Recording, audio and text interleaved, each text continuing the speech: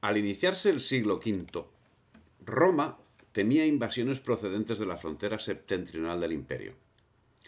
Por ello, dedicó grandes esfuerzos a consolidar la frontera, anexionándose las Galias e iniciando una campaña que, por el asesinato de Julio César, no pudo dar fin a la conquista total de Germania.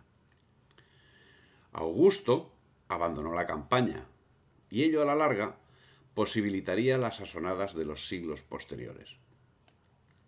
El año 409 llegaron a los Pirineos suevos, vándalos y alanos, que entraron en España gracias al emperador Ful, que se había adueñado de la parte de la Galia y de Hispania. Por su parte, los godos, procedentes del sur de Suecia, en el siglo III estaban en la Dacia, y con el contacto con Roma fueron paulatinamente suavizando sus costumbres, romanizándose en parte.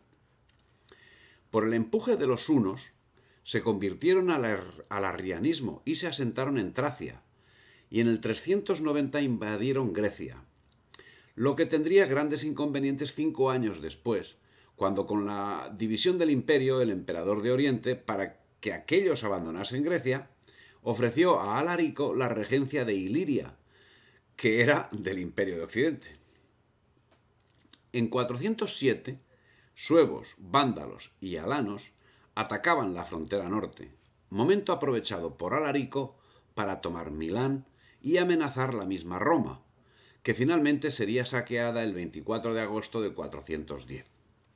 Tras lo cual, Ataulfo, que había casado con Gala Placidia, hermana del emperador Honorio, se dirigió hacia el oeste, llegando a España, donde se enfrentaron a los vándalos y acto seguido se asentaron en la Septimania el año 413. Desde ahí llevaron a cabo una actividad jurídica que hace de los visigodos seguidores de la civilización romana. Bueno, y aquí empieza la historia de sangre de los visigodos. Sigerico asesinó a Ataulfo en 415 y Walia a Sigerico 7 días después. Walia, cuando falleció el año 420, dejaba a Teodoredo un reino que iba de Tolosa al Atlántico. Por ese tiempo, se formó en lo que son las Vascongadas un grupo social compuesto por desertores conocido como los bacaudos, que se dedicaban a la delincuencia y acabarían representando un serio problema social y militar. A estas alturas del siglo V, el pueblo abandonaba Roma para unirse a los invasores visigodos, en los que encontraban más apego a las costumbres tradicionales hispanoromanas. Esto explica el definitivo arraigo de los visigodos, que no se vieron hostigados como los suevos, vándalos y alanos. El imperio había muerto a sus propias manos, por sus propios vicios, y el orgullo de llamarse romano había desaparecido. Había también entre los godos, como en tiempo de los romanos, nobles y plebeyos, siervos y señores, patronos y libertos, y algunos aspectos de Roma habían calado ya en los visigodos. Así, Teodoredo, o Teodorico I, dictó las conocidas leyes de Teodorico, cuyo texto no se ha conservado, pero que los historiadores deducen que debía tratar cuestiones de reparto de tierras.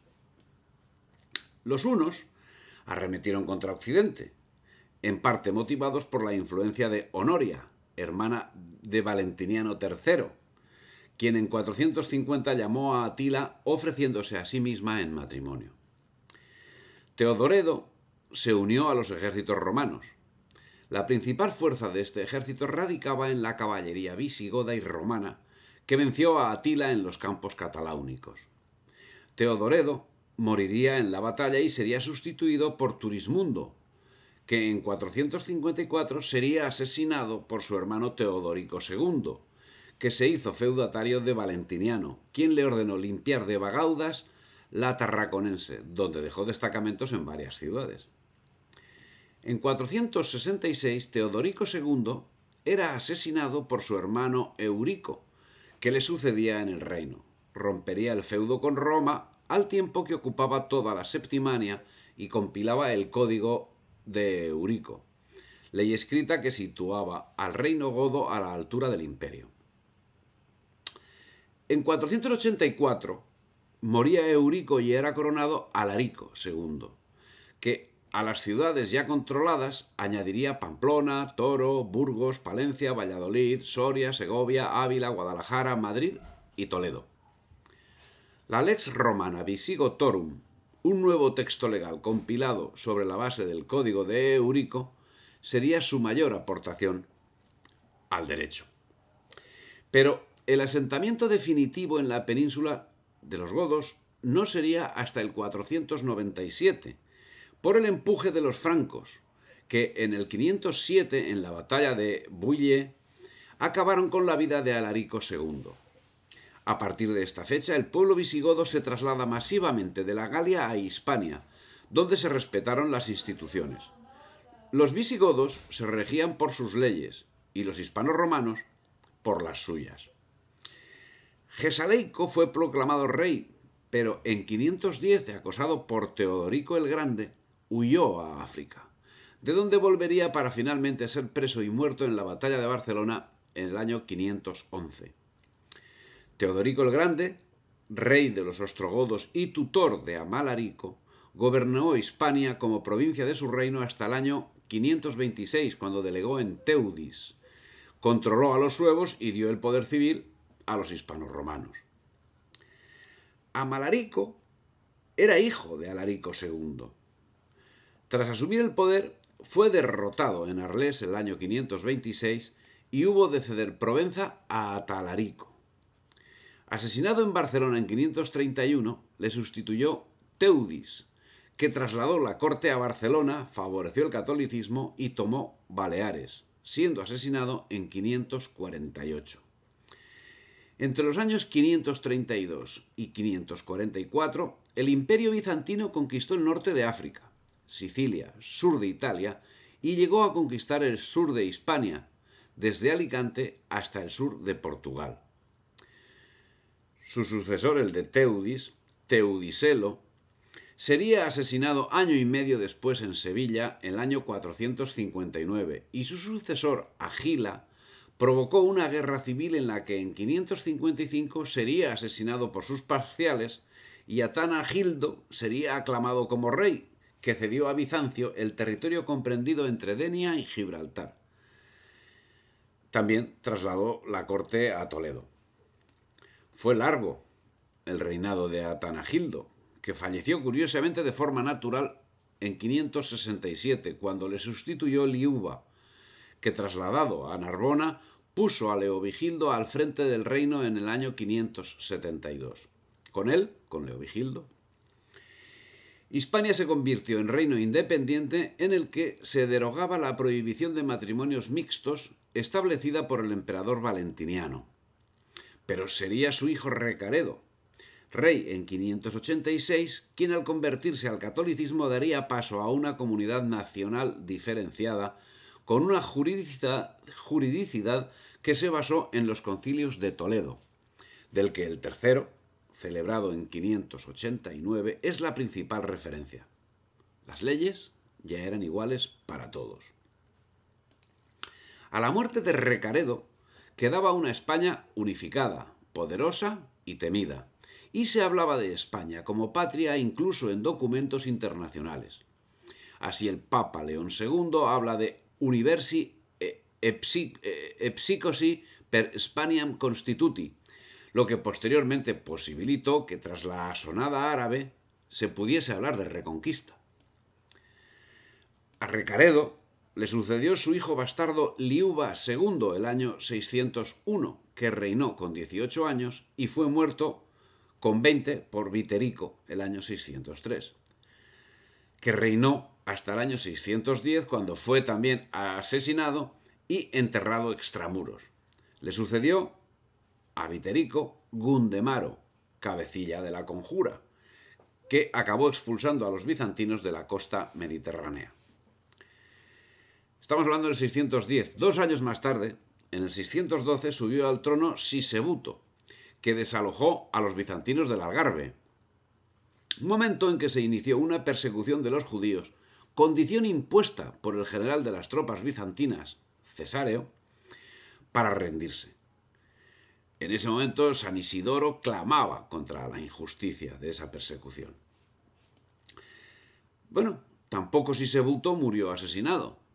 En 621 le sucedió su hijo Recaredo II, que fue asesinado a los 2 meses y sustituido por Suintila, que echó los últimos reductos del poder de Bizancio y persiguió a la Iglesia. También sería asesinado el año 631, cuando subió al trono Sisenando, y el Concilio IV de Toledo determinó que no se podía asesinar al rey y que éste sería elegido por la nobleza y por la Iglesia. También fue derogado el decreto contra los judíos. En 636, 5 años después, subió al trono Chintila, y a su muerte, 4 años después, en el 640, le sucedió su hijo Tulga, que fue depuesto a los 3 años y pasó a reinar Chindasvinto, que contaba 80 años. Acabó con la vida de 700 nobles, Chindasvinto, acabó con la vida de 700 nobles que le habían apoyado en la conjura que había tenido contra Tulga. Y en 649 asoció al reino a su hijo Recesvinto, quien recopiló las leyes antiguas en el Liber Judiciorum y amnistió a los perseguidos por su padre y reforzó la unidad del pueblo godo e hispano-romano. Bien, a Recesvinto le sucedió Bamba, el año 672, obligado, o sea que tuvo que asumir la corona obligado por los electores que le amenazaron de muerte si no accedía. Tuvo que hacer frente al levantamiento de Hilderico y Paulo en la Narbonense, a quienes venció. Paralizó una primera invasión musulmana propiciada por Hervigio el año 675. El mismo Hervigio lo envenenaría en 680 y aunque el veneno no lo mató, aprovecharon para tonsurarle, con lo que quedaba, conforme a las leyes, excluido del trono. Bien, subido al trono Hervigio, amnistió a quienes Bamba perdonó la vida por la sublevación de la Narbonense, algo que nunca tuvo que hacer, porque eran unos traidores. Y en 687 le sucedió en vida Egica, que persiguió a los judíos por las conjuras con los árabes entre el 692 y el 694. Y en el 700 asoció al trono a su hijo Bitiza, que sería el rey del año 702 y organizaría, en la corte, organizaría un harén promulgando que el ejemplo fuese seguido por el clero.